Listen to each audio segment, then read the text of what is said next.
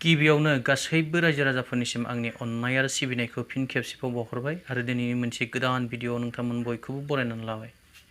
दिनैनि मोनसे गोदान भिडिअआव क'क्राझार सहराव थानाय गोजाम फ्लाइअभारनि सायाव माबायदि परिबर्तन खालामदों बिटिआर सरकारा बेखौ अननानै बयबो नायदो। नाय बोखारबानो गुदलाजोबो, बेनो जाबाय परिबर्तन सरकार। माखौथो सोलायनायनि सरकार होनबाय थाखो बिसोरलाय? सोलायनायनि नामाव सोलाजोबनानै मा जानांगौ जाखो? बेनो जाबाय प्रमद बर'नि सरकार। परिबर्तन दरखार, जोंनो नाङा बेबायदि सरकारखौ। मिउनिसिपाल बर्डनि आन्डाराव लुनाय प्रतिभा ब्रह्मनि खामानि बियो। जेबो गैया सिङावहाय, खालि टाइल्सल' ओरैनो दोननाय, ना सिमेन्ट दं। रायजो राजानि मेगनाखि खाना बेफोर खामानिखौ नुयै। जों बुंनायखौ फोथायाबा फै नायफै रायजो राजाफोर, बयबो नुगोन। मास मोनसे जायैसेयावनो बेबायदि गुगाजोबनांगौबा आरो मा बेसे गोबाव लास्टिं होबावगोन बेलाय? जेबो जाया, एसे दांबानो बाय। बिटिआरआव सिगांनिख्रुइ गोबां सोलायनाय आरो गोबां जौगानाय फैबाय होननानै बिटिआरनि माखासे दैदेनगिरि बिथांमोनहा रायजो राजाफोरनि सिगाङाव फोरमायो। नाथाय दिनै बे नुथायखौ नुनानै रायजो राजाफ्रा मा सानो आथिखालनि सरकारनि सायाव, दा बेखौसो नोजोर होनांगौआ। क'क्राझारनि बेसरगाव थानाय केन्सार केयार सेन्टार आरो मेडिकेल कलेज, बेयाव बिटिसिनि बारग' डिपुटि चिफ खाम्फा बरगयारी बिथाङा नायदिंहैनानै रायजो राजाफोरनो मा खौरां होखो बेखौ भिडिअनि गेजेरजों नायनानै ला दिनै। আমি যেতিয়া গভৰ্ণমেণ্টত আছিলোঁ, বিটিচি চলাইছিলোঁ, সেইটো সময়তে মেডিকেল কলেজ আৰু এই কোকৰাঝাৰ কেঞ্চাৰ চেণ্টাৰ ফাউণ্ডেশ্যন কৰা হৈছিলে আৰু কমিশ্যন হৈ গ'ল দুটাও। গতিকে কমিশ্যন হোৱাৰ পিছত কেনেকৈ চলি আছে হাগ্ৰামা মহিলাৰী দেশ আৰু আমি পাৰ্টিৰ কয়েকজন আহি পেলাই এনেই মেডিকেল কলেজৰ প্ৰিন্সিপাল আৰু ষ্টাফৰ লগত আমি আলোচনা কৰিছোঁ। মেডিকেল কলেজত ভাল ট্ৰিটমেণ্ট চলি আছে, তাতে চাৰ্জাৰী হয়, আপোনাৰ গল ব্লাডাৰ ষ্ট'ন হওক বা কিডনী ষ্ট'ন হওক বা বিভিন্ন ধৰণৰ চাৰ্জাৰী তাতে হয়, অপাৰেশ্যন হয়। সেইবোৰ কথাটো আপোনালোকৰ দ্বাৰা যেন ৰাইজেই গম পায়।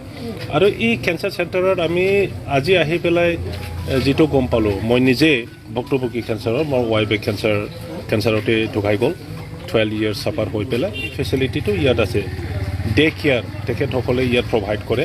পেচিয়েণ্ট ৰাতি নথয়, ডে কেয়াৰ মানে আহি পেলাই কোনোবা কেম'থেৰাপি ল'ব লাগে, যাৰ কাৰণে আমি গুৱাহাটীত লৈ যাব লগা হৈছে, যাৰ কাৰণে আমি দিল্লীত লৈ যাব লগা হৈছে।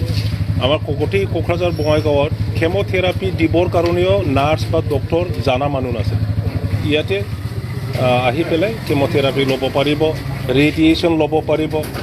नंगौ थारैनो बिथांमोनहानो बे केन्सार केयार सेन्टार आरो मेडिकेल कलेज बेखौ बिथांमोनहानो गावसिनि सरकाराव गायसंनानै गालांदोंमोन। दुखुनांथाव भाबै सरकारा बायनायखाय बिथांमोनहा बेखौ जोबजासिम मावफुंनो मोनाखै। दा गोदान सरकारनि आखायाव बेखौ बेखेवनानै लानाय जाबाय आरो बेवहाय मा मा ट्रिटमेन्ट खालामनाय जायो आरो माबायदि रोखोमनि ट्रिटमेन्ट खालामो बेखौ बिथां खाम्फा बरगयारी बिथाङानो गावनि खुगाजों फोरमायलांबाय। बेनिखायनो गासैबो रायजो राजा बिथांमोनखौ बेमार आजार नायजानो एबा बायदिसिना सार्जारि खालामनायनि सुबिदा आरो केन्सार ट्रिटमेन्टखौबो बेयाव मोजाङै लानो हायो होननानै बिथाङा फोरमायबाय।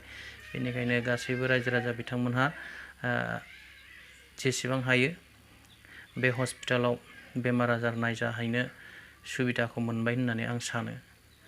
दानिया फैदो दुरान्ड काप।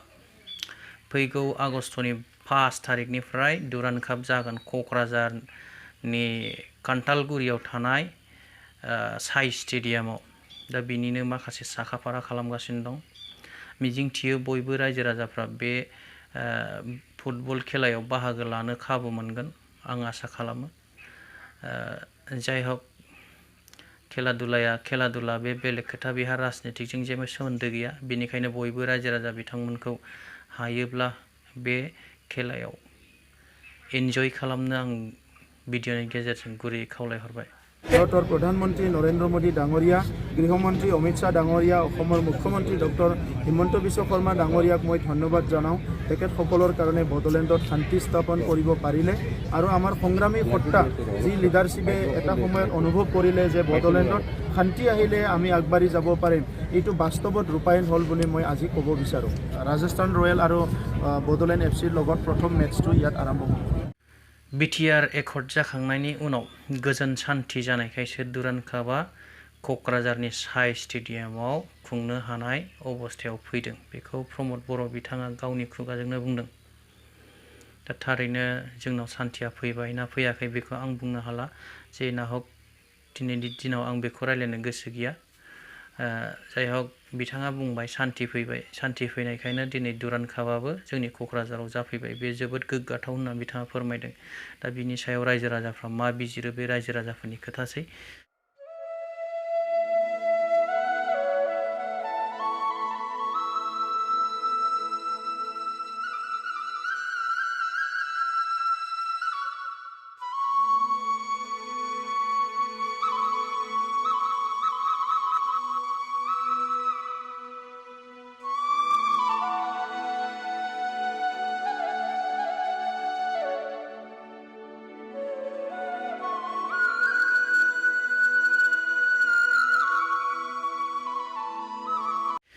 दिनैनि भिडिअखौ आं गोलाव खालामनो सानाखै।